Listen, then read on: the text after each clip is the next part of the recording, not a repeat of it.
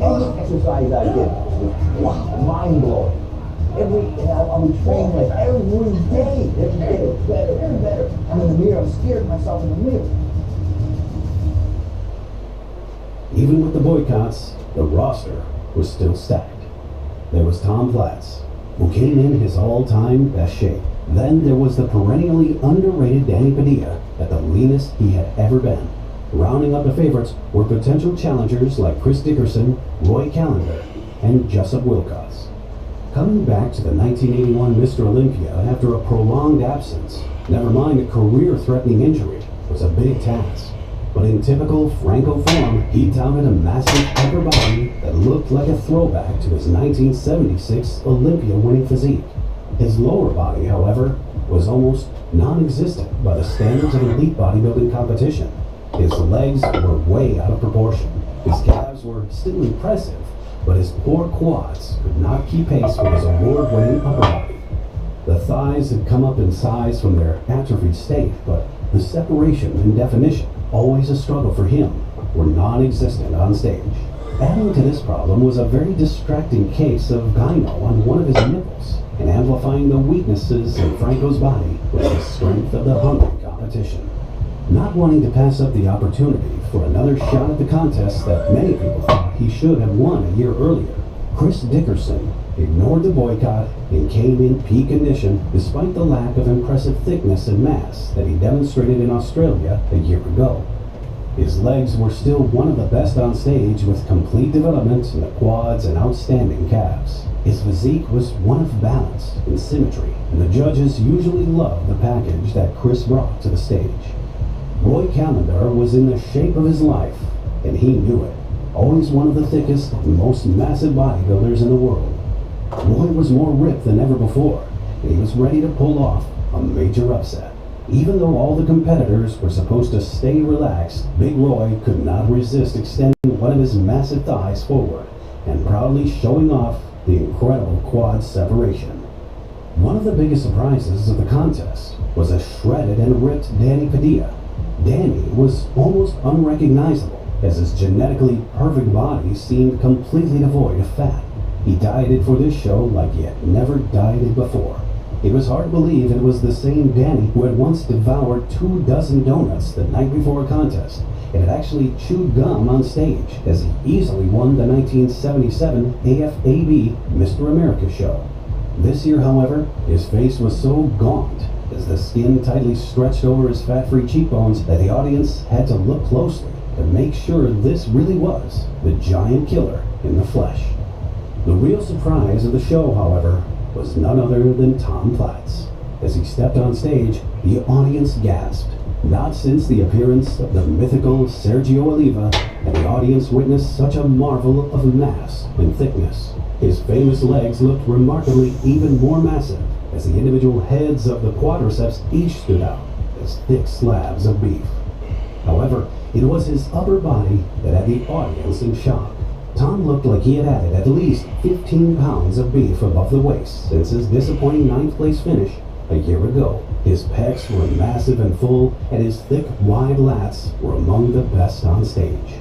Tom's thick-as-a-brick abs highlighted his amazing condition to a delighted capacity crowd. It wouldn't be hyperbole to say that his massive physique beat every other competitor off the stage the moment he arrived. By the end of the prejudging, the majority of the crowd had Platz, Callender, and Padilla at the top of the roster. Dickerson, for all his balance and symmetry, seemed to be overwhelmed by the size and impressiveness of the new mass monsters. Franco, despite all his confidence and courage, could not realistically be higher than 5th, with zero separation in his legs. After all, how could anyone win the Mr. Olympia title while missing a major muscle group? They're going through the mandatories. They asked for the ab thigh pose. So Franco's got those great abs. He's hitting his abs, and he's twisting his leg this way, that way. He couldn't get one line in his leg. And Platz is just smiling. And the crowd's digging. They're laughing. And Platz hits his abs, and he puts that leg out. Boom! Striations everywhere. I mean, that was it. Franco was dead right there. During the first 5 years of a child's life, more than 1 million new neural connections form every second, making the window of opportunity in these years Now the stage was set for one of the most exciting and controversial Mr. Olympia contests ever. And the question was, would the controversy and dark cloud of the Sydney affair resurface 1 year later in Columbus, Ohio? After the debacle of last year, there was palpable tension as the final judging began. First came the announcement that Joseph Wilcos was awarded 6th place. The current professional Mr. Universe winner was making his Olympia debut at this contest and was in very good shape, so everyone was expecting this place. And there was no surprise and just mild applause from an anxious audience. But then fan favorite Padilla was called for 5th. The boos poured down from the stands, forcing the announcer to wait for calm to return to the auditorium. When Roy Callender's name bellowed through the building for 4th place, it dawned on everyone that Franco had somehow reached the top 3, and everyone started screaming expletives at the judges, and the booing reached an even higher level. The hostility in the room reached a crescendo when Tom Platz earned his fate as a 3rd place finisher. Most of the audience sprung to their feet, booing and screaming at the top of their lungs at the absurdity of the decision. And when it came time to announce the 2nd place winner, Chris Dickerson found himself reliving the events of last year. At this point, people were actually starting to throw objects. Coins bounced off the edge of the stage onto the judges' table as Ben Weeder raised Franco's arms overhead in victory. Arnold and Joe Weeder dared not walk on the stage and into the frenzied mob of screaming fans. Joe Weeder and Arnold didn't come out and hold his hand up. Joe Weeder wouldn't go up there. I think he left, and he was really upset. I think it was Ben Weeder and one of the sponsors. If you look at Arnold, didn't go out there either. Pictures with Arnold and Franco and the trophy were taken backstage. So that was kind of a smart move on his part. And an oblivious Franco didn't seem affected at all by the booing from the audience. To his mind, he deserved the title, and there was no controversy at all. Well, actually, okay. I'll admit, I raised Franco's hand and I said congratulations.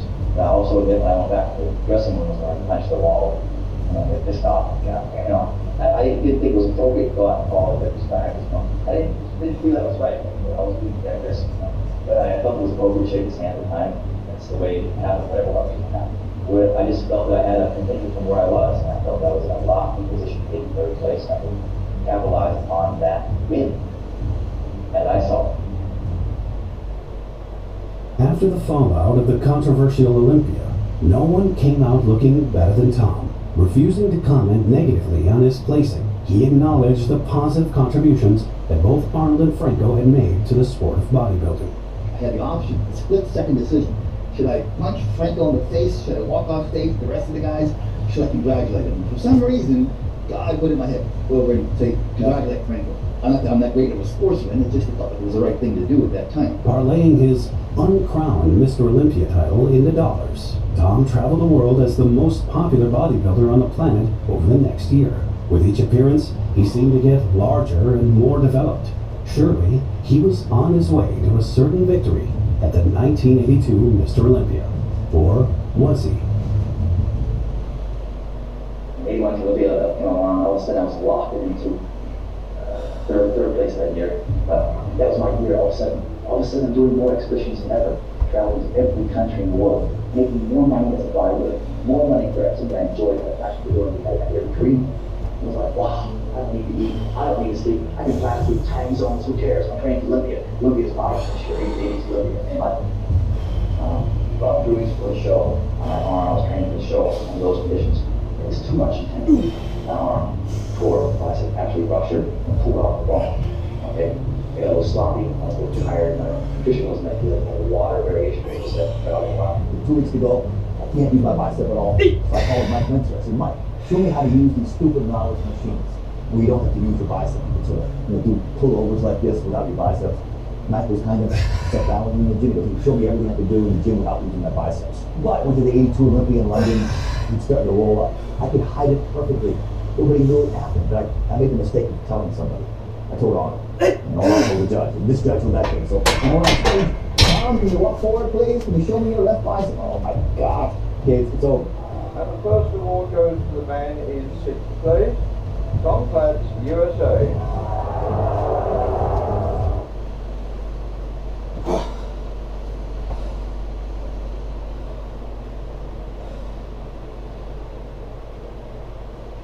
and had problems with his Frostbank app. So Frost Tech Support drove to his house, borrowed his phone, and returned it with a custom software patch the same day.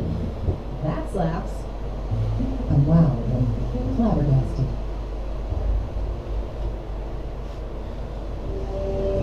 In 1983, Tom made the trip to Munich, Germany, but only as a special guest poser and not to compete in the Mr. Olympia. The reason I'm not competing is that my bicep is still bothering me. I don't feel I can be at my best.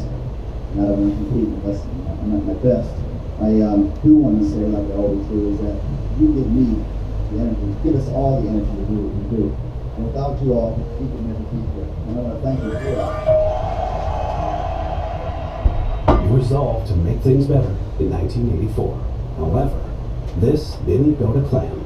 His enormous legs seemed bigger than ever, and they threw off his proportions even more than usual. In addition, his injured bicep still seemed smaller than his other arm. Tom was definitely one of the crowd favorites, but his best days on stage seemed to be sadly behind him at the 1984 Mr. Olympia.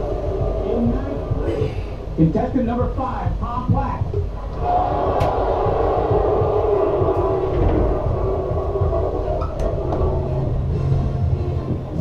With the prize money being $100,000, the 1985 Mr. Olympia was not a $1,000 gig anymore.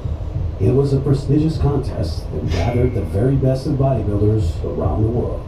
With a new record of 24 competitors, the rising star Lee Haney winning the previous year, and guys like Albert Beckles, Norman McCoy, and Rich Gaspari, the competition was too tough for Tom with his enduring injury.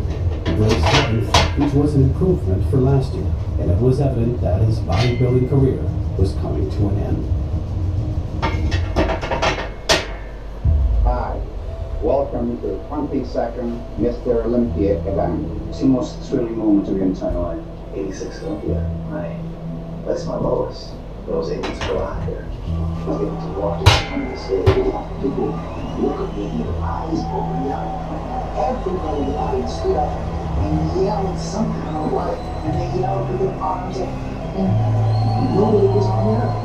It was the most incredible, most meaningful experience ever in my life. This is how the late journalist Peter McGuff, who attended the 86 Mr. Olympia, described Tom's showing that night in one of his articles.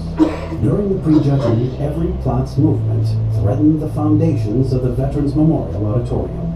And when it came to the evening posing round, sheer hysteria took over.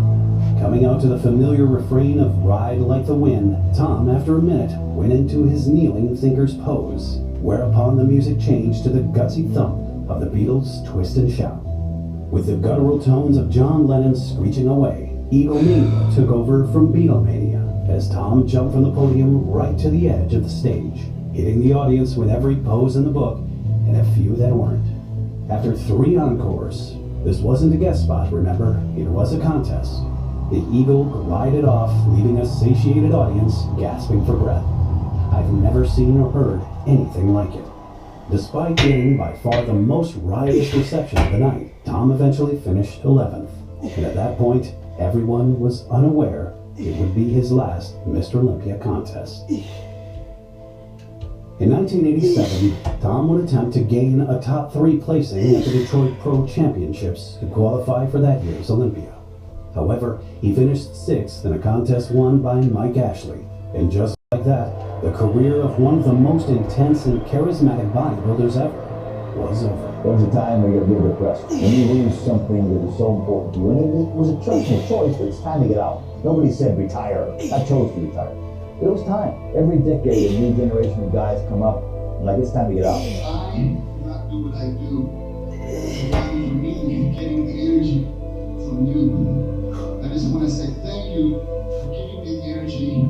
I mean, I can be, feeling sort of out of it, sort of tired, but when you get up here, it's all of a sudden something happens inside. Mr. Lex, Tom Platz. And in a way, it's like my religion. It's just what kept me alive. The gym always saves you. You notice that? Iron always saves you. In bodybuilding, you can't think about the money. You think about the heart, the passion, the love, the commitment, and the energy you're willing to put into it. That close to death. I'm willing to die to get it. When I was a little kid, I promised myself that I would never leave the gym a loser. You fucking promised yourself to be the best fucking person. That's what makes you train. That's what makes you grow. Nobody fucking knows the secret. That's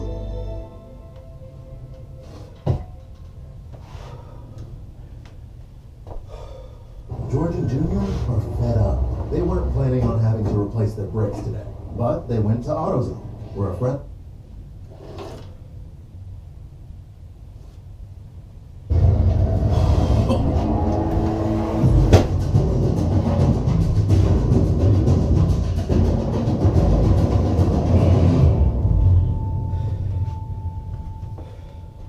Dorian Yates, Shadow Talk.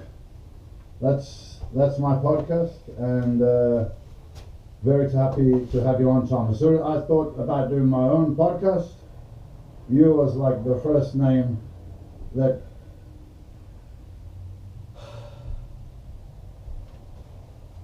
the Stairmaster 4000 PT. Me and this bad bitch have been through everything together. That's rust. That's dirty. I don't clean it often.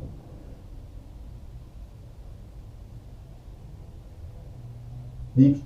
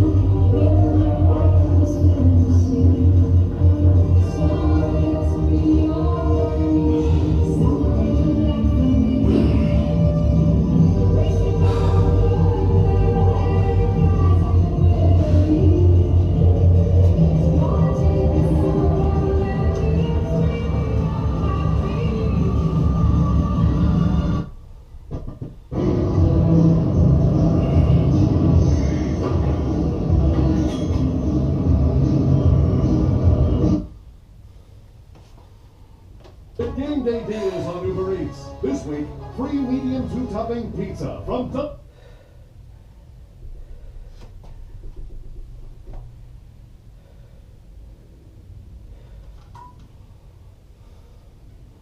£800 and stuff. He had 800 pounds on it this one time, came down on the 19th rep, snapped his knee, snapped his ankle, broke both his legs. I think around when I was 13, 12, that was when Rocky 4 come out. I did a lot of just stuff at home, like the chin-ups and the sit-ups, where he just had his shoulders on the bench doing the leg raises and stuff like that. But then I never really wanted to be a bodybuilder. I just did it because I wanted to look like He-Man. He-Man, the most powerful man in the universe. I knew who Arnold was and Tom Platz and that, but I never looked at bodybuilders. It was always just a He-Man figure in the action goals because they're always so freaky. And then about 13, I started going to a gym, and someone goes, "Oh, Lee, develop okay, there's this schoolboys class which was for 18 years and under. You should go in that." And my mum thought I never would because I didn't really like team sports. I hated anything where people watched you. I did karate, I was good at that, but then, you know, when you go grading and you got to do the katas and stand down in front of the whole class and do that, I just didn't like it. And you know, when you're doing karate, you got to make those noises when they throw punches and stuff. I hated doing that. I hated being loud. So when I finally told my mum I'm going to go on stage and compete, she's like, "You're actually going to walk out on stage in a little pair of posing trunks, are you, in front of people?" I'm like, "I'll give it a go." So I must admit I didn't go to his first comp, from which I was very sorry afterwards, but well, why bother going? He was never going to make it on stage, and of course he did, and he won. when I was 13 years old, that's when I done my first street contest and won it at 13. Yeah. And then at 14 I did a men's open and placed third in the men's open class against guys 20, 30 years old. Adults. And then 15 I think I won my first state title. That wasn't probably until I won my first Mr. Australia at 17 and got runner-up in the universe. I thought, I might keep doing it. Lee found out when he was 12 or 13 that his father was gay. I'd kept it from him all these years, which was a stupid thing to do, thinking I was protecting him. And I said, well, we just didn't get on. That's why we broke up. When it did come out, and everyone in school was calling Lee getting your dad's a faggot. And at the time, when Lee started bodybuilding and he was shaving his legs, oh, yeah, you're just going to be like your dad, you know, you're going to be a queer. And the taunting and the hurt that he went through. And his father disowned him because he changed his name to Priest. My mother remarried and my stepfather's name was Priest, and Priest was easier than saying McCutcheon, so I just used the name Priest, but everything legally is still McCutcheon. So his father disowned him, had nothing to do with him, and that really hurt Lee. He was the sort of the class clown because he was so hurt with all the homosexual taunts he got, and he was just getting them every day. At school, he was in trouble all the time. The teacher told me, you know, oh, your son, I don't like him at all. He had a friend, Barry, who offered him a job. I don't think he was only 14. He said he's got a business and he'll let Lee work for him if I would let him out of school. And I thought, oh gosh, because all he wanted to do by then was be a bodybuilder. This job enabled him to train. So we had to get special permission for Lee to leave school. I knew I was doing the right thing for Lee, and I thought, I haven't got anything much going on in my life, I'll try and train. And then when I was 17, I just won the Mr. Australia. She's like, if I get in shape, will you do the couples with me? Because I had couples back then. Mm-hmm. And my mum was sort of overweight, she likes eating like me. I said to Lee, if I train hard, could I be your partner and we could do doubles together? And he'd just look, you know, give me this look of horror. And said, you get rid of your fat guts, your fat ass and your fat tits. And I'll think about it. Oh, 8 months later she got in shape. I'm like, oh, fuck, now I've got to go on stage with my mum. How embarrassing. And we did it together, and we were the first Melbourne Sunday in the world to compete together and win a couples title. So then I was 18, going 19. Like, I'd done the World Championships and placed 4th. And then the following year they wanted me to do the World Championships again as a lightweight. And to do the World Championships, you got to be drug tested. And I was drug tested twice before leaving, both negative, but then you would be. I think I was only still a lightweight under 70 kilos. So Saturday comes, I compete, do the pre-judging, go back to the finals. I knew a lot of the guys from the year before, they're like, our judge has you first, our judge has you first, you're going to win it. I said, look, I've got to get the trophy in my hand, I don't fucking want to hear that shit. That wasn't until the night show I was going out on stage, I got the old come here off to the side, I went over and then I came up positive on the drug test. And fuck, I haven't taken anything. I'm like, fuck it. So I had to leave and go to the hotel and look over the balcony. Should I jump? No. I called my mum, I remember calling my mum, I was only 19, I sort of started crying, thinking, I haven't taken anything. It was like, this is how an innocent guy feels when he's like, sometimes you're guilty and you haven't done anything. And my mum said, look, my son came up positive over there just a couple of days later. Can this happen? I said, well, it shouldn't, but we can test him here as soon as he gets home. They said, well, it'll be $375. My mum said, I don't care, I'll pay it. But the thing was, because I was a member of the IFBB, that sporting organisation, we had to get their permission. And they said, don't test him again. And then my B sample, because you always got to test the B sample, it went missing. You probably say that was my first screwing from the IFBB ever. The good thing about that was that night after the show, I probably had about 50 remaining competitors come to my room and give me gifts because they just said that was fucking bullshit. He was so hurt, and he phoned me and was actually crying at the airport. And I think this young fella thinking he could change the world, become cynical on the outside.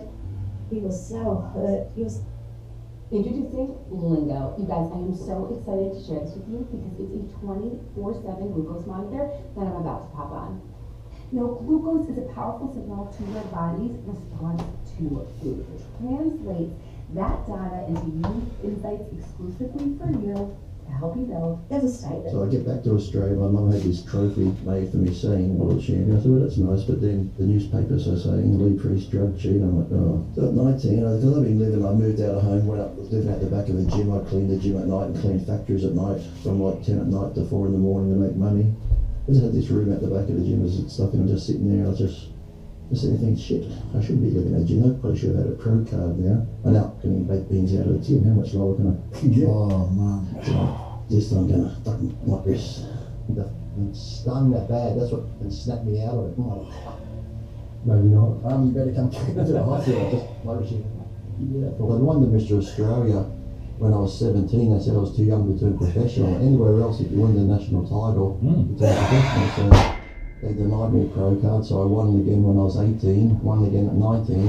So I'm not doing it again, so finally got on the gear, so I'm going professional now. So started taking a bit of testosterone and Deca and put on 20 pounds in 8 weeks. In fact, Lee Labrada came to Australia to guest pose in Brisbane in 1990 or 91. He wanted Lee Priest not allowed to go on the stage that night because Lee had just competed and looked better than him. Labrada tried to put a knock on him that night. 19, the guy Lou Zurich used to run this American Muscle show on ESPN. So he flew me to America to do Niagara Falls amateur show. Lou Zurich, he owned the money. I paid my own way to come over here, and he said reimburse me their 50 like you do to everybody else. So I bitch, okay, back to this. Well, when I was in Gold's gym, Jim Mannion was there. He runs the IFBB now in NPC. And he said, what do you do? I said, the Niagara Falls. He goes, what have you done? I said, well, I've won the Mr. Australia this many times. He's like, well, why don't you have a pro card? I said, they won't give me one. So he called up Wayne DeMille at the time, who was running the pro division. They contacted Paul Graham in Australia, and I got my pro card. And I was originally going to America for 2 weeks. And my first week at Gold's, they took some photos, sent them to Joe Weider. I got a contract, so 2 weeks turned into 18 years. Winning his pro card at the age of 20 was an event that marked Lee as one of the youngest bodybuilders to ever turn into an IFBB pro. He continued racking up high placings against Goliaths who were many inches taller and many pounds heavier than the 5'5" and 200 pounds Lee. Lee, what's it like to compete with those big guys? Use the word tall, not big. Those guys are 6 foot and their measurements are the same as mine. That makes them big small guys. In 1994, he was invited to compete in the Arnold Classic for the first time, where he placed 7th, as Kevin Levrone went on to win the title. Lee then competed in 4 more shows, placing as high as 4th at the Ironman Pro. Lee's first brush with the IFBB came this year when he qualified for both the Mr. Olympia and the Houston Pro Show. Would have been 21, I qualified for my first Olympia. I went to visit Joe and said, look, I'm still young, I'd rather do the Mr. Olympia. Can I sit out the Houston Pro Show and not do it? He's like, sure, that's fine, that's a good idea. And because I didn't do that, I got suspended. And when I spoke to Wayne DeMille and said, look, Joe Weider said I didn't have to do it. I got the role. I run these fucking shows, not Joe Weider. I got a 12-month ban. I started a company, IFBB Pro Division Inc. My company, I pay taxes, it wasn't a federation. The IFBB recognized me to run pro bodybuilding. It was my company. So, yeah, if I acted like a dictator at times, like Sean said, yes, I did. Actually, the suspension went to like a month after the Olympia. They had to pay a $5,000 fine, so my suspension could be lifted. It's funny how suspensions get lifted if you pay a fine. But in total, I think I ended up paying over the years 17,000 in fines. He was always outspoken and transparent, even in seminars, where he'd talk about what steroids he used, down to the exact dosages, which always got him in trouble with the IFBB. Now, don't take the Deco with the stanazole. It's a thing of all. I was in England and they were talking about drugs, and I said how much I use the test, and they're like, Yeah. it's like, I've heard you take this much. I'm like, yeah, I've heard I've taken that too, but I'm the guy that fucking injects it into myself. I know what I'm taking. I said, look, if I took 20,000 milligrams, I'll fucking tell you, I don't give a shit. I took gear at 19, but I done everything naturally beforehand. Yeah, here you go, look, that's 19 when I was still natural as the lightweight. Be natural then. Yeah, see the there you go, come across here now. That's the 19, but it's towards the end. Fuck, that's the difference. So, yeah, wow. 20 pound of muscle put